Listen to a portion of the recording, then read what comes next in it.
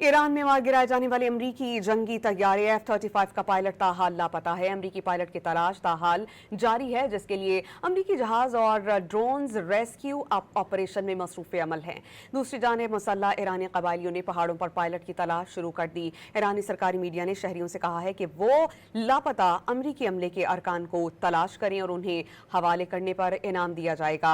BBC के मुताबिक अमरीकी वज़ीर दिफा पीट हेग्सेथ बारहा ये दावा करते रहे हैं कि उन्होंने मुकम्मल फ़ज़ाई बर्तरी हासिल कर ली। ये दावा अब बिखर चुका है।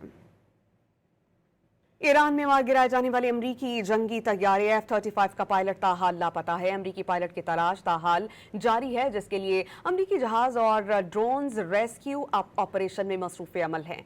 दूसरी जानिब मुसल्लह ईरानी कबायलियों ने पहाड़ों पर पायलट की तलाश शुरू कर दी। ईरानी सरकारी मीडिया ने शहरियों से कहा है कि वो लापता अमरीकी अमले के अरकान को तलाश करें और उन्हें हवाले करने पर इनाम दिया जाएगा। BBC के मुताबिक अमरीकी वज़ीर दिफा पीट हेग्सेथ बारहा ये दावा करते रहे हैं कि उन्होंने मुकम्मल फ़ज़ाई बर्तरी हासिल कर ली। ये दावा अब बिखर चुका है।